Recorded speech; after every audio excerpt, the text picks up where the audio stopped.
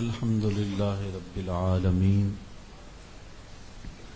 والعاقبۃ للمتقین والصلاة والسلام علی اشرف الانبیاء والمرسلین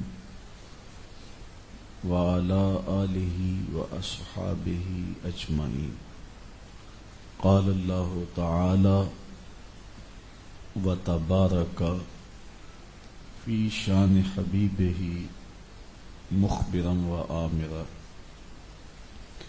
ان اللہ وملائکتہ یصلون علی النبی یا ایھا الذین آمنوا صلوا علیہ وسلموا تسلیما. الصلاۃ والسلام علیک یا رسول اللہ وعلی آلک واصحابک یا محبوب رب العالمین.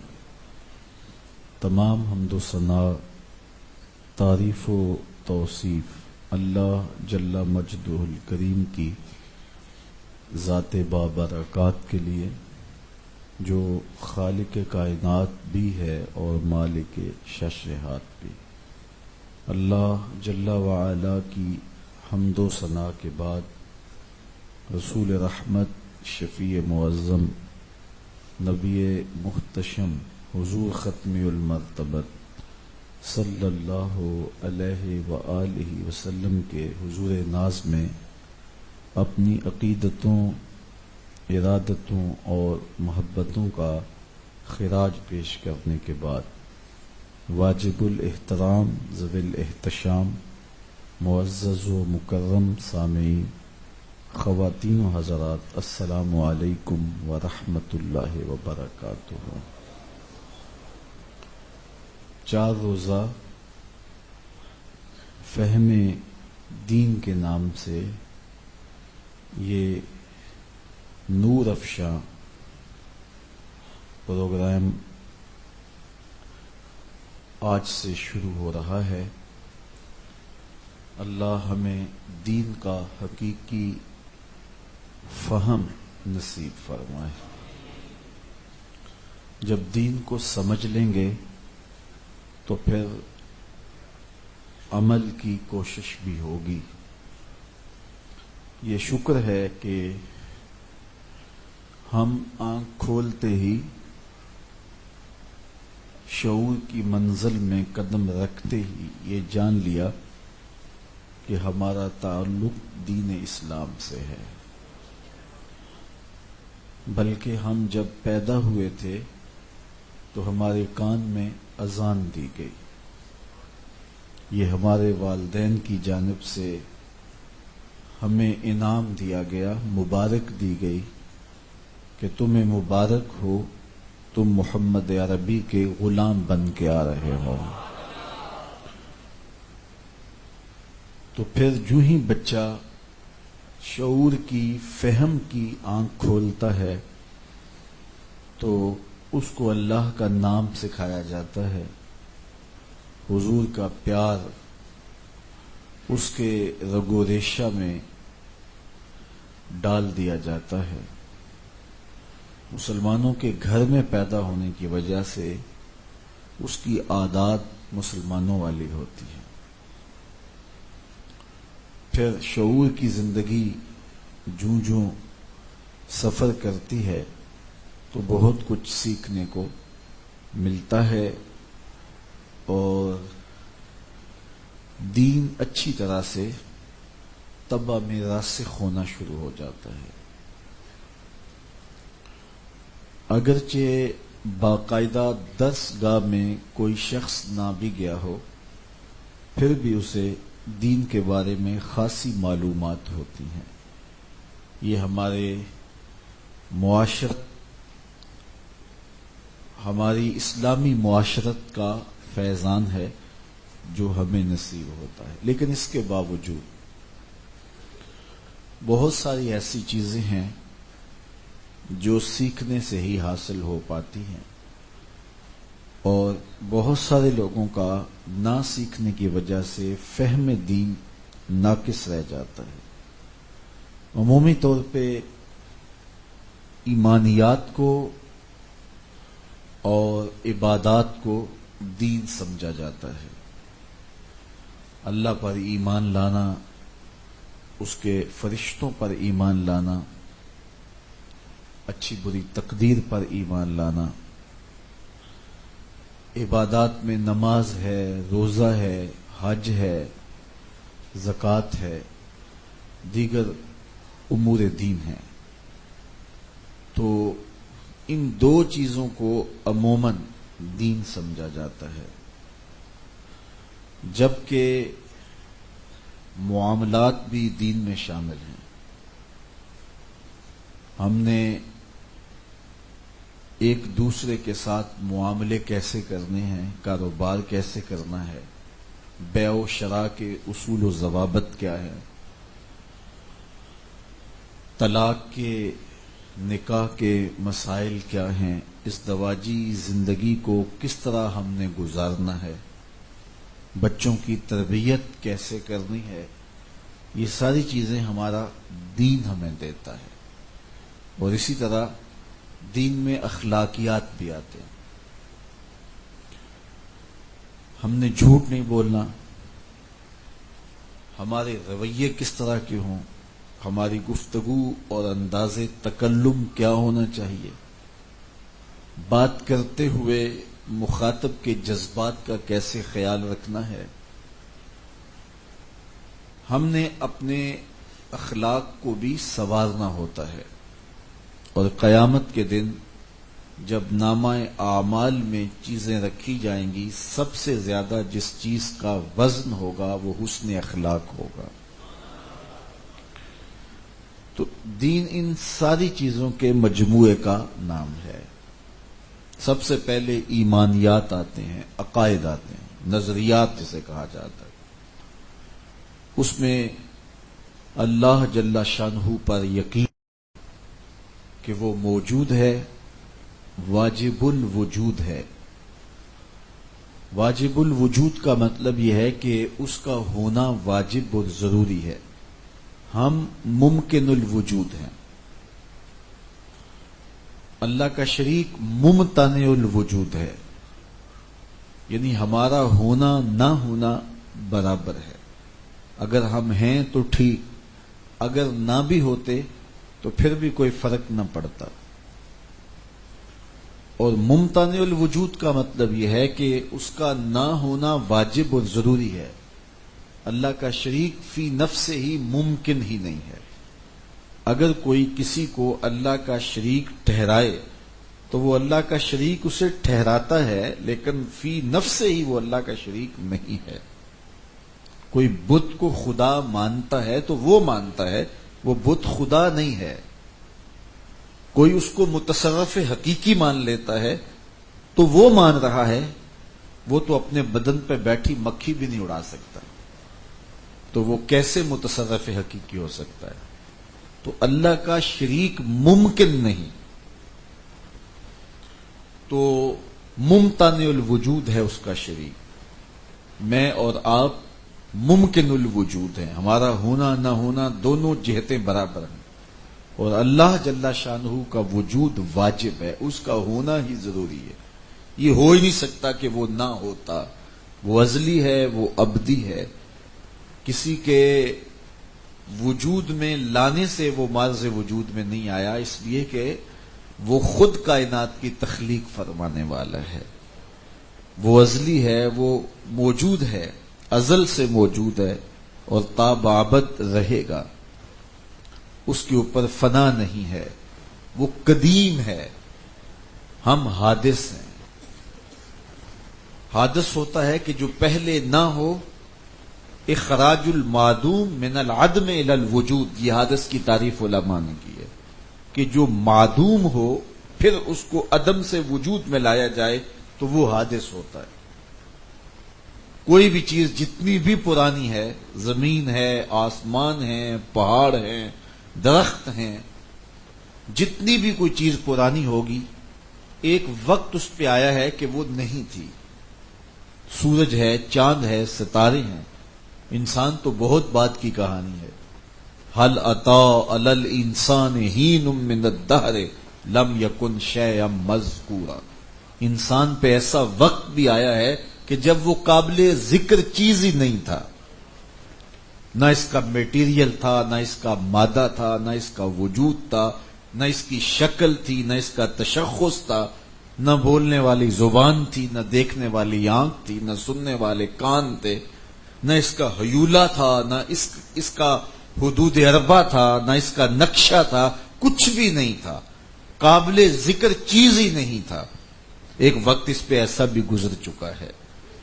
تو انسان اور جتنی بھی کائنات میں ماں سے واللہ جتنی بھی چیزیں ہیں یہ حادث ہیں، پہلے نہیں تھی، بعد میں معرض وجود میں آئی. لیکن اللہ تعالیٰ پر ایک لمحہ بھی ایسا نہیں آیا کہ وہ نہ ہو اور پھر ہوا ہو. وہ قدیم ہے اپنی ذات کے ساتھ، اپنی صفات کے ساتھ. جس طرح اس کی ذات قدیم ہے اس کی صفات بھی قدیم ہے. وہ رازق ہے. جب مرزوق نہیں تھا جس کو رزق دیا جائے، جب وہ نہیں تھا رب، تب بھی رازق تھا. جب مخلوق نہیں تھی وہ تب بھی خالق تھا. تو یہ اس کی شانیں ہیں جو ازلی ہے، جو ابدی ہیں. اس کے حکم سے پوری کائنات معرض وجود میں آئی، اور اس کے لیے اس کو کوئی میٹیریل اکٹھا نہیں کرنا پڑا، کوئی منصوبہ بندی نہیں کرنی پڑی، اس کو کوئی اس کے لیے کوئی نقشہ پاس نہیں کروانا پڑا. کیا ہوا؟ جب اس نے کسی چیز کا ارادہ کر لیا تو بس اتنا کہا کن، وہ ہو گئی. تو بس اس کے امر کن سے وجود ملتا ہے. تو پوری کائنات، فرشتے ہوں، انسان ہوں، جن ہوں، زمین و آسمان ہو، افلاک ہوں، ستارے ہوں، سورج ہو، چاند ہو، پہاڑ ہوں، درخت ہوں، دریا ہوں، عناصر اربع ہوں، جو کچھ بھی ہے اللہ تعالیٰ جل شانہ کے اذن سے، اس کے حکم سے پیدا ہوا. اچھا، اس کی ذات جوہر بھی نہیں ہے، عرض بھی نہیں ہے. پوری دنیا 10 چیزوں کا مجموعہ ہے جسے ہمارے مناطقہ مقولات عشر کہتے ہیں. اس میں سے ایک جوہر ہے، باقی 9 عوارض ہیں. یہ ایک لمبی بحث ہے، لیکن اللہ کی ذات یہ ہے کہ وہ جوہر بھی نہیں ہے، وہ عرض بھی نہیں ہے. چونکہ جوہر عرض کا وہ خالق ہے، تو پوری کائنات کو اس نے تخلیق کیا. اس کے حکم سے ہی کائنات کا نظم چل رہا ہے. کسی درخت پر، وہ جنگل میں کہیں دور ہے جہاں تک کوئی انسان بھی آج تک نہیں گیا، وہاں بھی اگر کوئی درخت ہے اور اس کا ایک ایک پتا اس کے اذن، مرضی اور اس کے علم کے بغیر جنبش نہیں کر رہا. اسی طرح حضرت انسان کے اندر جو نظام ہیں، کتنے نظام اس نے رکھے ہیں. اربوں انسانوں کے سینوں میں رکھے گئے نظام اس کی مرضی اور اذن کے ساتھ جنبش میں ہے. وہ اگر نہ چاہے تو ہم ایک سانس بھی نہ لے سکیں. یہ سانسوں کی ڈوری لٹک رہی ہے، یہ صرف اس کے اذن سے، اس کی مرضی سے. وہ چاہے تو اس کائنات کو ایک آن میں برباد کر دے، ملیا میٹ کر دے، اور قیامت کے دن وہ زمین و آسمان کو ملیا میٹ کر دے گا. آسمان کو لپیٹ کے اپنے دائیں ہاتھ میں دستے قدرت میں لے لے گا، اور زمین بھی لپیٹ دی جائے گی. اللہ اکبر. اس کی شانیں ہیں، اور اس کی صفات میں اور اس کی ذات میں اس کا کوئی شریک نہیں ہے. وہ عظیم المرتبت ذات ہے اور عظیم شانوں کا مالک ہے، اور اس کے اذن سے ہی کائنات میں زندگی ہے. وہ اگر نہ چاہے تو کوئی بھی متنفس ایک سانس نہ لے سکے. ہم تو اس کی عطا سے زندہ ہیں، لیکن وہ از خود زندہ ہے، اور اس کی صفت ہے حی. اور ہم تو قائم ہیں، اس کی مرضی سے قائم ہیں. اگر وہ نہ چاہے تو دھڑام کر کے 8 فٹ کا، 7 فٹ کا، 6 فٹ کا وجود زمین پہ ڈہ جائے. لیکن وہ قیوم ہے، وہ خود قائم ہے اور کائنات کو قائم کرنے والا ہے. جہاں جو ہے اس کے اذن سے، اس کے حکم سے قائم ہے. وہ علم رکھتا ہے، وہ قدرت رکھتا ہے، وہ طاقت رکھتا ہے. ہر مقدور چیز اس کی قدرت کے تحت ہے. اللہ تعالیٰ ہر چیز پہ قادر ہے، تو اس کا مطلب یہ ہے ہر مقدور پہ قادر ہے. جو چیز مقدور نہیں ہے تو اللہ تعالیٰ کی شان کے لائق ہی نہیں ہے کہ جو ہے وہ اللہ تعالیٰ جل شانہ کو اس پر قادر کہا جائے. جس طرح کے بعض لوگوں نے غلطی کی اور انہوں نے کہا کہ اللہ جھوٹ بولنے پہ بھی قادر ہے، یہ انہوں نے ٹھوکر کھائی، دین سمجھنے میں ان کو غلطی لگ گئی. جھوٹ ایک عیب ہے اور اس کو اللہ کی طرف منسوب ہی نہیں کیا جا سکتا. اب یہ بات کہی جاتی ہے کیا اللہ ہو کے قادر نہیں ہے؟ تو ہم کہتے ہیں کہ یہ قصور اللہ کا نہیں ہے، اس جھوٹ میں اہلیت ہی نہیں ہے کہ اللہ کی صفت بن سکے.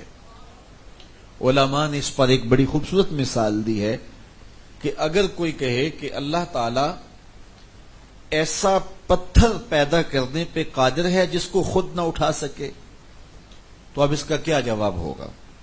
کہ ایسا پتھر پیدا کرے، اتنا بڑا پتھر، اتنا وزنی پتھر پیدا کرے کہ جس کو خود نہ اٹھا سکے. اگر وہ خود نہ اٹھا سکے گا تو عاجز ہوگا، اور اگر وہ جو ہے وہ اٹھا سکتا ہے اس کو تو پھر اس کو قادر مانیں گے. تو یا قادر مانیں گے یا عاجز مانیں گے.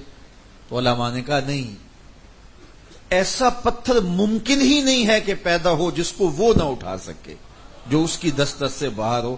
اس لیے جو ہے وہ ایسا پتھر جو ہے وہ ہو ہی نہیں سکتا کہ جس کو وہ خود اٹھا نہ سکے اور اس کو تخلیق کرے. تو یہ اس کی جو ہے وہ اس پتھر کی کمزوری ہے کہ وہ نہیں جو ہے وہ پیدا ہو سکتا ایسا، اس لیے کہ اللہ تعالیٰ جل شانہ قادر ہے تو عاجز نہیں ہے. تو یہ اس کی شانیں ہیں، اور اللہ تعالیٰ جل شانہ کے بارے میں ہم کوئی تصور نہیں کر سکتے. دیکھیے، میں زید کہوں گا تو اس کا کوئی نقشہ ذہن میں آئے گا کہ اس طرح کی شکل ہوگی، آپ نے نہیں بھی دیکھا ہوگا. میں کسی عالم دین کا ذکر چھیڑ دوں گا، کسی ولی کا ذکر چھیڑ دوں گا، تو آپ کے ذہن میں، تصور میں اس کا کوئی جو ہے وہ خیال تو آئے گا، کوئی نقشہ تو آئے گا، کوئی اس کی خوبصورت شکل تو آپ کے ذہن میں آئے گی. میں کسی پھول کا ذکر چھیڑوں، کسی جزیرے کا ذکر چھیڑوں، کسی پرندے کا ذکر چھیڑوں، کسی پہاڑ کا ذکر چھیڑوں، مرغزار کا، لالا زار کا، جوئے بار کا، جس کا بھی ذکر چھیڑوں، تو آپ کے ذہن میں کوئی نہ کوئی صورت تو آئے گی. اللہ تعالی جل شانہ کے ذکر سے کوئی شکل ذہن میں اگر آئے تو اس کی نفی کرنی ہے، چونکہ اس لیے کہ وہ خیالوں کی حدود سے برا ہے. پھر کیسے جانے کہ وہ ہے؟ تو ہم صرف دل سے مانتے ہیں کہ وہ ہے، تیقن ہے وہ ہے. مثال اس لیے نہیں دے سکتے، لیسا کمثلہ شیء، اس کی مثل کوئی چیز ہی نہیں ہے.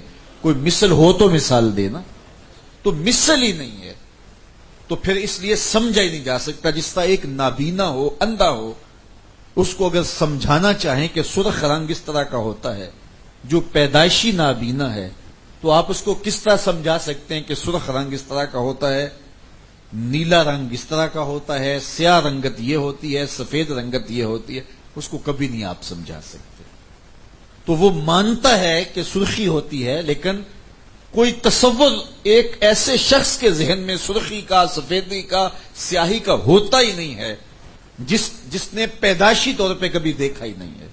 وہ ایک حافظ جی کی کھیر مشہور ہے، آپ نے بھی سنی ہوگی مثال، کہ وہ کوئی پیدائشی نابینا تھے حافظ صاحب، تو ان کے پاس کوئی شخص آئے اور کہا حافظ جی کھیر کھانی ہے.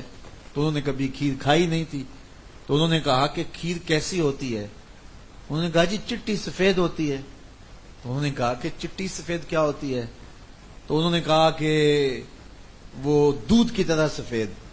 تو انہوں نے جو ہے وہ دودھ کی سفیدی بھی نہیں دیکھی تھی. کہا کہ وہ سفید کس طرح کا ہوتا ہے؟ تو انہوں نے کہا جس طرح وہ بگلا ہوتا ہے نا، اس طرح کا سفید. تو انہوں نے کہا کہ بگلا کس طرح کا سفید ہوتا ہے؟ تو انہوں نے اپنے ہاتھ کو ایسے کر کے کہا کہ آپ جی ہاتھ دکھاؤ، میں تمہیں بتاؤں کہ کس طرح کا بگلا ہوتا ہے. تو پھر جو ہے وہ انہوں نے ہاتھ پھیرا تو کہنے لگے اس طرح کی ٹیڑھی کھیر مجھ سے نہیں کھائی جائے گی. تو اب ایک نابینے کو آپ سمجھانا چاہیں کہ سفید رنگت کیا ہوتی ہے، سرخ رنگت کیا ہوتی ہے، سیاہی کیا ہوتی ہے، تو ساری زندگی بھی لگے رہیں اس کو سمجھا پائیں گے؟ کبھی بھی نہیں. اس لیے کہ وہ پیدائشی نابینا ہے. جب اس کو سمجھائیں گے تو کسی مثال سے سمجھائیں گے. تو یہ تو کوئی اور رنگ دیکھا ہی نہیں. دیکھو آپ نے کوئی رنگ نہیں دیکھا. فرض کرو کسی کمپنی نے کوئی کپڑا نکالا ہے اور اس کے اندر رنگوں کی ملاوٹ سے کوئی نیا رنگ پیدا کر لیا ہے، تو میں آپ کو بتا سکتا ہوں کہ یہ جو ہے وہ سرخ رنگت ہے، اس کو تھوڑا سا انہوں نے پیلے میں مکس کیا ہے تو اس طرح کی رنگت بنی ہے. تو میں آپ نے پیلا بھی دیکھا ہے، آپ نے یہ سرخ بھی دیکھا ہوا ہے، تو میں کہوں کہ اتنے فیصد انہوں نے پیلا ڈالا ہے، اتنے فیصد سرخی ڈالی ہے، تو آپ کے ذہن میں کوئی نہ کوئی تصور اس رنگ کا اس لیے آ جائے گا کہ آپ نے پیلا رنگ بھی دیکھا ہے اور سرخ رنگ بھی دیکھا ہے. اور جس نے پیدائشی طور پہ سرخ بھی نہیں دیکھا اور پیلا بھی نہیں دیکھا، وہ تو سرخ کو نہیں سمجھ سکے گا، پیلے کو نہیں سمجھ سکے گا، اس کے درمیان جو رنگ بنا اس کو کیسے سمجھ سکے گا. تو جو پیدائشی نبینا ہے اس کو کوئی مثال نہیں دی جا سکتی، اس لیے کہ اس کے نظر میں کوئی مثل نہیں ہے. لہذا بندہ ساری زندگی بھی پرواز کرے اور محنت کرے لیکن اللہ کے بارے میں کوئی تصور قائم نہیں کر سکتا. کیوں؟ لیسا کمثلہ ہی شیء، اس کی مثل کوئی چیز ہی نہیں ہے. تو کوئی مثل ہو تو جو ہے وہ کوئی مثال دے. تو حضرت سیدنا صدیق اکبر رضی اللہ تعالیٰ عنہ فرماتے ہیں کہ العجز عن ادراک ہی ادراکن، اس کے ادراک سے عاجز آ جانا یہی اس کا ادراک ہے. جب چل چل کے بندہ تھک جاتا ہے اور ایک جگہ کہتا ہے میری بس یہی اس کو ماننا ہے. اس لیے کوئی تصور، کوئی خیال آئے تو وہ اللہ تعالیٰ کے بارے میں اگر کوئی پیدا ہونے لگے، کوئی شکل صورت پیدا ہونے لگے، اس کی نفی کر دو. اس کی کوئی مثل ہی نہیں ہے، اس کی کوئی مثال ہی نہیں ہے.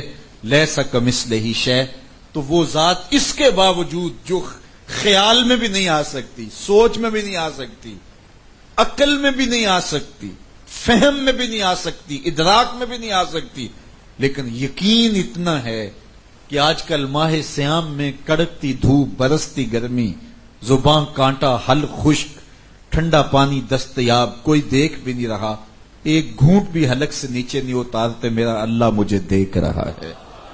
اس ذات پر اتنا یقین، اس قدر تیقن. تو یہ یقین پیدا کیسے ہوا؟ اس لیے پیدا ہوا کہ ہم نے تو نہیں دیکھا، محمد عربی نے تو دیکھا ہے. تو اس لیے یقین اس گواہی کے ساتھ پیدا ہوا. تو اگر گواہی کو درمیان سے نکال دیا جائے تو پھر کچھ بچتا ہی نہیں ہے. اس لیے حضور علیہ الصلوۃ والسلام کی ذات کو درمیان سے نکال کر کے جو ہے وہ اللہ تعالی کی توحید کا تعقل اور شعور ہی حاصل نہیں ہو سکتا. بعض لوگ اللہ اور اس کے رسول کی ذات کے حوالے سے خام خواہ غلط فہمیوں کا شکار ہو جاتے ہیں. رسول کریم کے حوالے سے جب تیقن اور محبت پیدا ہونے لگے تو انہیں خام خواہ توحید خطرے میں محسوس ہونے لگتی ہے. تو توحید مارز خطر میں نہیں ہوتی، حضور کو ماننے سے توحید اور پختہ ہوتی ہے، اس لیے کہ توحید کا پتہ ہی اس در سے نصیب ہوا ہے. تو یہ غلط فہمی ہے کہ جو ہے وہ حضور کا انکار کر کے خدا کا پتہ حاصل کر لیا جائے. خدا کا پتہ ہی اس در سے ملا ہے، انبیاء کے وجود سے ملا ہے. تو یہ غلطی جنہیں لگ گئی انہوں نے توحید کو بھی کھو دیا، توحید کو بھی چھوڑ دیا. علامہ رومی نے یہاں بڑی خوبصورت ایک مثال دی ہے کہ ایک شخص تھا، وہ بھینگا تھا، اسے دو نظر چیزیں آتی تھی. ایک چیز دیکھتا تو اسے دو نظر آتی تھی. تو استاد نے ان کو کہا کہ اندر سے جا کے آئینہ لے کر کے آؤ. تو وہ گیا تو اس کو دو نظر آئے. تو اس نے آ کے استاد سے کہا استاد جی کون سا لے کر آؤں؟ دو پڑے ہوئے وہاں آئینے. استاد سمجھ گیا کہ یہ بھینگا ہے اور اس کو دکھائی نہیں دے رہا اور ایک کا دو نظر آ رہا ہے. اس نے کہا ایک توڑ دو اور دوسرا لے آؤ. اور وہ گیا اور جا کے ایک کو اس نے توڑ دیا تو دوسرا بھی ٹوٹ گیا. اس نے کہا استاد جی میں نے تو ایک کو توڑا ہے تو دوسرا بھی ٹوٹ گیا. رومی فرماتے ہیں جو نبی کو چھوڑتا ہے خدا کا در بھی چھٹ جاتا ہے. تو وہ سمجھتا ہے شاید میری توحید پکی ہو رہی ہے لیکن اس کے پلے رہتا ہی کچھ نہیں، بچتا ہی کچھ نہیں. اسی لیے میرے امام نے کہا بخدا خدا کا یہی ہے در، نہیں اور کوئی مفر مکر، جو وہاں ہو یہیں آ کے ہو، جو یہاں نہیں وہ وہاں نہیں. بخدا خدا کا یہی ہے در. اس لیے اسی چوکھٹ پہ آئیں گے تو وہ در ملے گا. اب کا ایک اسلوب دیکھیے، وَإِذَا سَأَلَكَ عِبَادِي أَنِّي فَإِنِّي قَرِيبٌ. حبیب میرے بندے تیرے پاس آ کے میرا پوچھتے ہیں. ذرا توجہ چاہوں گا، بندے میرے ہیں، آتے تیرے پاس ہیں، پوچھتے پھر میرا ہیں. فَإِنِّي قَرِيب، فا تاکیبیہ کے بعد علماء کہتے ہیں کل مقدر ہے، آنے والوں کو حبیب بتلا دیجئے میں رب دور نہیں نیڑے ہوں، مل جائے گا. اللہ اکبر، دور نہیں نیڑے ہوں، مل جاؤں گا. تو یہ ہے فَقُلْ إِنِّي قَرِيب، انہیں بتلا دیجئے، انہیں کہہ دیجئے میں دور نہیں نیڑے ہوں. لیکن حضرات صوفیہ فرماتے ہیں کل مقدر ماننے کی ضرورت ہی نہیں ہے، بات سیدھی سی ہے. اے حبیب میرے بندے مجھے ڈھونڈتے ڈھونڈتے جب تیرے تک آ گئے، میں پھر بھی دور ہوں. جب میرے بندے مجھے ڈھونڈتے ڈھونڈتے تیرے تک آ گئے تو محبوب جو تیرے تک آ گئے وہ میرے تک آ گئے. تیرے تک پہنچنا ہی تو میرے تک پہنچنا ہے نا. یہ تیرے سے آ کے میرا پوچھ رہے ہیں تو محبوب تیری گلی میں جو آ گیا، تیرے ڈیرے پہ آ گیا، وہ میری چوکھٹ پہ پہنچ گیا. بخدا خدا کا یہی ہے در، نہیں اور کوئی مفر مکر. جو وہاں ہو یہیں آ کے ہو، جو یہاں نہیں وہ وہاں نہیں. وہی لامکاں کے مکی ہوئے، سر عرش تخت نشیں ہوئے. وہ نبی ہیں جس کے ہیں یہ مکان، وہ خدا ہے جس کا مکان نہیں. تو لوگوں نے جو ہے وہ اس طرح دیکھا، تو ایک آئینہ توڑا تو دوسرا بھی نہ بچ پایا. جب نبی کا دامن چھوٹا تو مالک کی دہلیز بھی چھوٹ گئی. ہمارے استاد ایک بڑی خوبصورت بات کیا کرتے تھے. وہ فرمایا کرتے تھے کہ ہم یہ نہیں کہتے کہ اللہ اور اس کے رسول کی ذات ایک ہے، ہم یہ نہیں کہتے، یہ کہیں گے تو شرک ہوگا. ذات ایک نہیں ہے لیکن بات ایک ہی ہے. ذاتیں دو نہیں ہیں، ذات ایک نہیں ہے، ذاتیں دو ہیں لیکن باتیں دو نہیں ہیں. تو اس چوکھٹ پہ آئے تو وہاں خود بخود پہنچ گئے. تو جو یہاں نہیں آیا وہ وہیں بھی نہیں پہنچ سکا. تو بھینگے کی طرح آئینے نہ توڑتے پھریں. حضور اللہ کے جمال کا آئینہ ہے. جس نے خدا کو دیکھنا ہے مصطفیٰ کو دیکھ لے. خود فرمایا من رآنی فقد رآ الحق، جس نے مجھے دیکھا اس نے حق کو دیکھ لیا. تو اللہ تعالی جل شانہ اپنی تمام تر صفات کے ساتھ، اپنی شانوں کے ساتھ موجود ہے. اس کے باوجود کہ وہ دکھائی نہیں دیتا، لیکن یہ لازمی نہیں ہے کہ جو چیز دکھائی نہ دے اس کا انکار ہی کر دیا جائے. ایک نوجوان میرے پاس ایک زمانے میں آیا تو مجھے کہنے لگا کہ میں کچھ ایسے لوگوں کے پاس اٹھنے بیٹھنے لگا ہوں جو وجود باری کا انکار کرتے ہیں، تو میرے اندر کی بھی تشکیک پیدا ہو گئی ہے. تو میں آپ سے کوئی جو ہے وہ بحث کرنا چاہتا ہوں. میں نے کہا جی میں کوئی مناظر تو نہیں ہوں، لیکن ہو سکتا ہے اللہ میری زبان پہ کوئی ایسا جملہ جاری کر دے جس سے آپ کو تسلی اور تسکین ہو جائے. تو میں نے جو بھی توحید پر، اس کی ذات پر دلائل تھے، جو ہے وہ آفاقی دلائل، انفسی دلائل، قانون شہادت، جو بھی چیزیں تھیں ان کے سامنے رکھی. تو وہ کہنے لگا کہ وہ ایک بات کرتے ہیں سارے، تو میں آپ سے کرتا ہوں کہ اللہ تعالیٰ اگر موجود ہے تو دکھاؤ. میں نے کہا کہ لازمی نہیں ہے کہ جو چیز جو ہے وہ نظر نہ آتی ہو تو اس کا انکار کر دیا جائے. کچھ چیزیں مبصر ہوتی ہیں، کچھ چیزیں غیر مبصر ہوتی ہیں. یعنی کچھ چیزیں ہیں آنکھ سے دیکھی جاتی ہیں اور کچھ چیزیں ہیں وہ آنکھ سے نہیں دیکھی جا سکتی، زبان سے چکھ کے دیکھی جا سکتی ہیں. وہ خاتون ڈالتی ہے نا وہ شوربہ اور زبان پہ رکھ کے دیکھتی ہے یہ اس میں نمک زیادہ تو نہیں ہے، لیکن اگر اس شوربے کا قطرہ آنکھ میں ڈال دیا جائے تو پھر پتہ چل جائے گا نمک زیادہ یا تھوڑا ہے. اس طرح آپ کو خوشبو دی جاتی ہے تو آپ سونگھتے ہیں، کہتے ہیں کستوری ہے، یہ نسرین ہے، نسترن ہے، یہ کیا ہے، یہ کیا ہے. اب اس عطر کو آنکھ میں ڈال دیا جائے یا زبان پہ رکھا جائے تو وہ زبان سے نہیں دیکھی جا سکتی ہے. آپ کپڑا لینے جاتے ہیں تو ہاتھ سے ٹٹول کے دیکھتے ہیں موٹا ہے یا جو ہے نرم ہے یا کس طرح کا ہے. تو اب اس کا تعلق جو ہے وہ چکھ کر دیکھنے سے نہیں ہے یا کان میں ڈالنے سے نہیں ہے. یہ آپ جو باہر حال سے بیٹھے ہیں وہ پہچان رہے ہیں کہ یہ رضا ثاقب بول رہا ہے تو میری آواز کو پہچانتے ہیں، یہ کان سے پہچانتے ہیں، یہ کان سے دیکھ رہے ہیں. اب جو ہے وہ اب آنکھ کے اندر تو آواز نہیں ڈالی جا سکتی، زبان پہ نہیں. ہر چیز کو دیکھنے کا ایک طریقہ ہوتا ہے. جو آنکھ سے چیزیں دیکھی جاتی ہیں انہیں کہتے ہیں مبصر، اور جو آنکھ کے علاوہ باقی اعضاء سے دیکھی جاتی ہیں جو ہے انہیں کہتے ہیں غیر مبصر. یعنی کان سے دیکھی جا سکتی ہے کہ یہ آواز کس کی ہے، یہ مرد کی ہے، عورت کی ہے، بچے کی ہے، زید کی ہے، بکر کی بھی ہے۔ 15 سال کے بعد ایک دوست کو ملے، اس کا اچانک فون آیا، دیکھا نہیں ہے لیکن آپ نے آواز سنی تو پہچان لیا۔ اس طرح کچھ چیزیں جو ہے وہ چکھ کے پہچانی جاتی ہیں، یہ امرود ہے، یہ کیلا ہے، یہ سیب ہے۔ آنکھیں بند ہو نابینا بھی پہچان لیتا ہے، جو پیدائشی نابینا ہو اس کو کھلایا جائے سیب تو بتائے گا یہ سیب ہے، یہ انگور ہے، چونکہ وہ ذائقوں سے آشنا ہے، اس کا تعلق زبان سے ہے۔ اس طرح سونگھنے سے خوشبوؤں کا احساس ہوتا ہے، بدبو کا احساس ہوتا ہے۔ تو مختلف اعضاء سے کچھ چیزیں تول کے دیکھی جا سکتی، قوت لامسہ سے، قوت سامعہ سے، اور قوت باصرہ سے، اور اس طرح قوت ذائقہ سے کچھ چیزیں دیکھی جا سکتی ہیں۔ اور کچھ چیزیں یہ تو مبصر غیر مبصر حواس میں سے ہے، اور کچھ چیزیں ہیں کہ ان حواس سے بھی نہیں دیکھی جا سکتی، وہ عقل سے پہچانی جاتی۔ 2 دونی 4، تو 2 ضرب 2 4 ہوتا ہے، تو یہ نہ کان میں ڈالا جا سکتا ہے، نہ آنکھ میں ڈالا جا سکتا ہے، نہ زبان سے چکھا جا سکتا ہے، یہ عقل سے بات سمجھ میں آتی ہے۔ تو میں نے اس کو یہ سمجھایا تو وہ کہنے لگا جی وہ یہ بات کرتے ہیں، تو اس کا وہ سادہ جواب، تو میں نے کہا کہ میاں میں آپ سے بحث نہیں کرنا چاہتا۔ کہتے کیوں جی، آپ اتنی دیر سے میرے ساتھ لگے ہوئے ہیں۔ میں نے کہا کہ آپ سے کیوں بحث کروں، آپ فضول آدمی، آپ میں تو عقل ہی نہیں ہے۔ تو وہ کہنے لگے میں ایڈوکیٹ ہوں۔ میں نے کہا عقل ہے تو دکھاؤ۔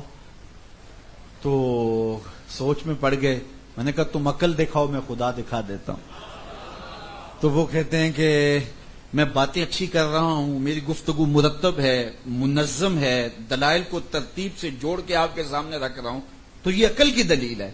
تو میں نے آپ کی عقل آپ کی اداؤں سے پہچانی گئی نا؟ کہنے لگا بالکل۔ تو میں اللہ تعالیٰ جل شانہ اپنی شانوں سے پہچانا جاتا ہے۔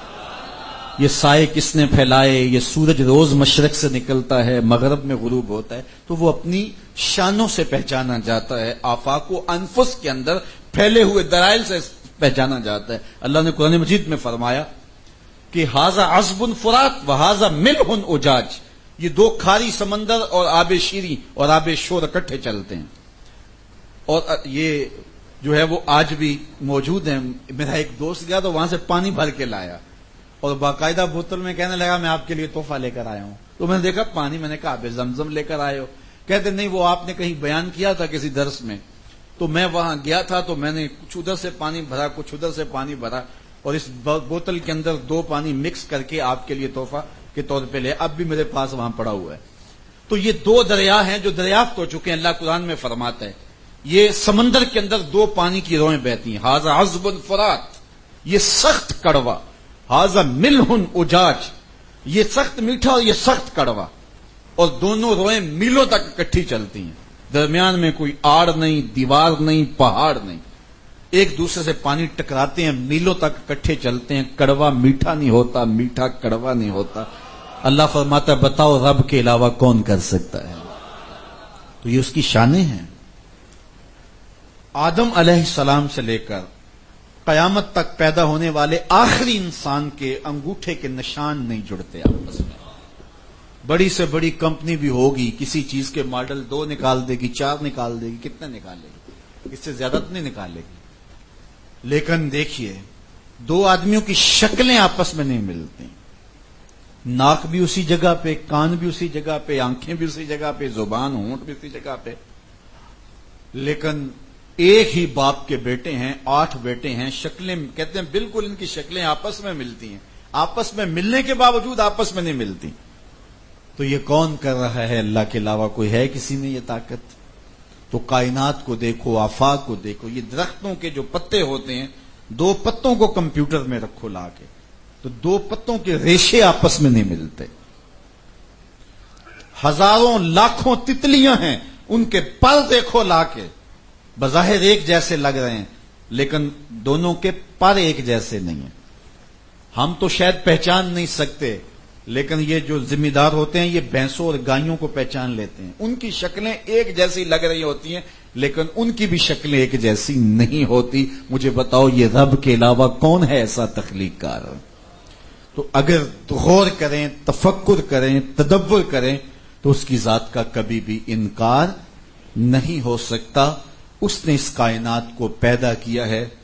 حضرت امام شافعی علیہ رحمہ درخت کے نیچے بیٹھے تھے، شہتوت کے درخت کے نیچے، تو کسی نے کہا اللہ کے ہونے کی دلیل تو امام شافعی نے کہا یہ شہتوت کا درخت. کہا وہ کیسے؟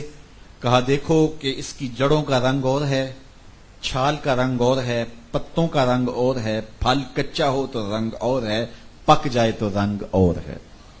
پھر اسی شہتوت کو بکری کھاتی ہے تو مینگنیاں کرتی ہے، گدھا کھاتا ہے تو لید کرتا ہے، گائے کھاتی ہے تو گوبر کرتی ہے، شہد کی مکھی چوستی ہے تو شہد بنتا ہے، اور ریشم کا کیڑا چاٹتا ہے تو ریشم بنتا ہے. میٹیریل ایک ہے، نتیجے الگ الگ پیدا ہو رہے ہیں. اللہ اکبر. ایک بڑھیا چرخا کاٹ رہی تھی تو کہا اللہ کے ہونے کی دلیل. کہا میرا چرخا. کہا کیا مطلب؟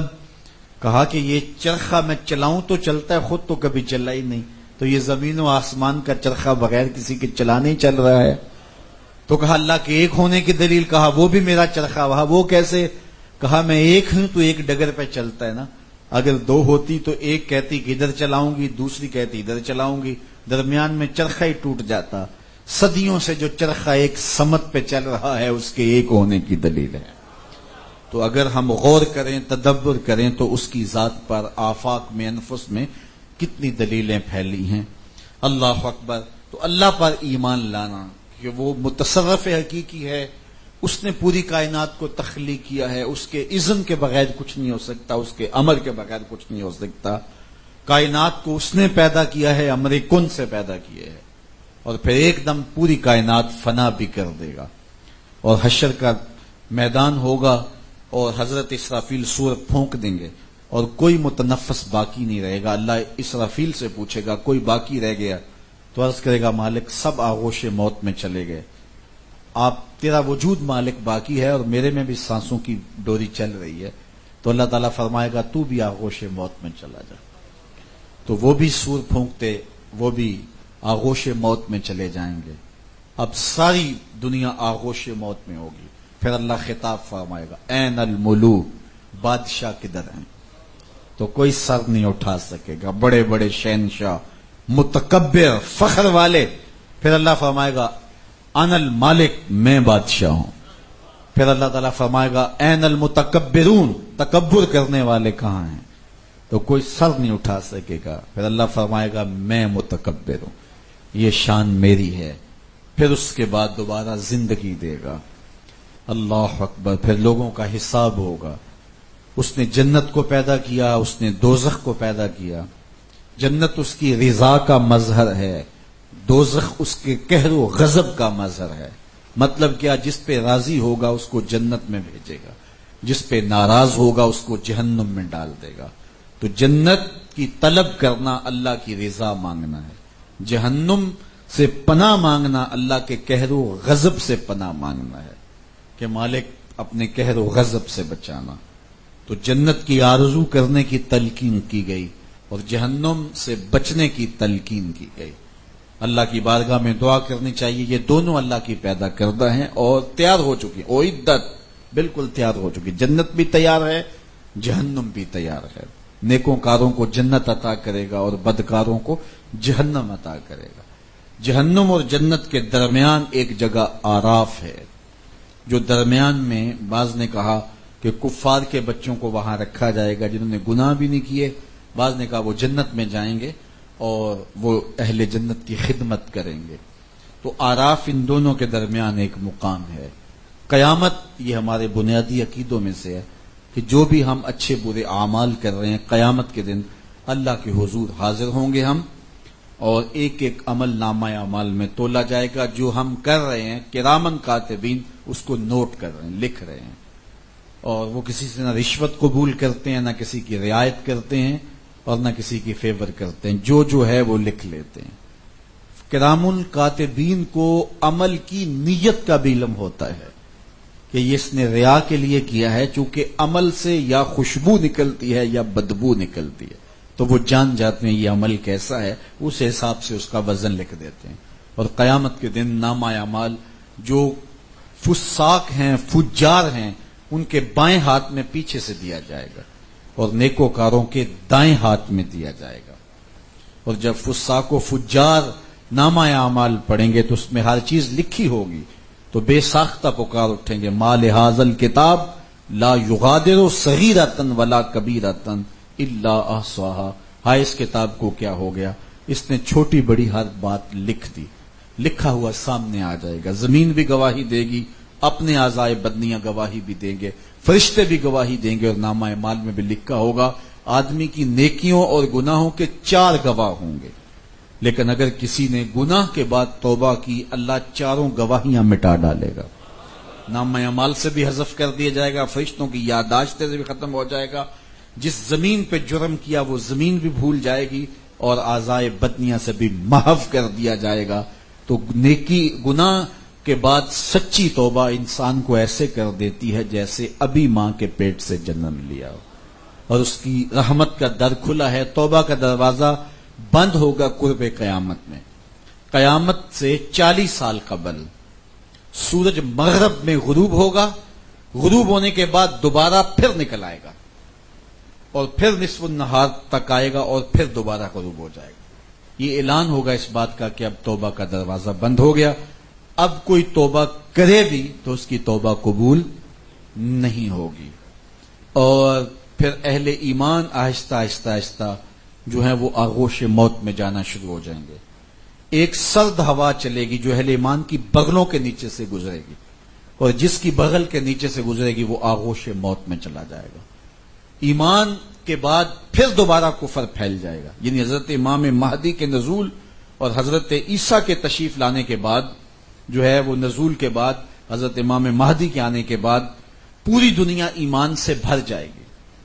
امن، پائیدار امن قائم ہوگا، حتیٰ کہ سانپ انسان کو ڈسنا چھوڑ دیں گے. ان کے اندر ہمت نہیں ہوگی کہ خلیفہ وقت کی موجودگی کے اندر انسان کو ڈسنے کی جرأت کر سکے.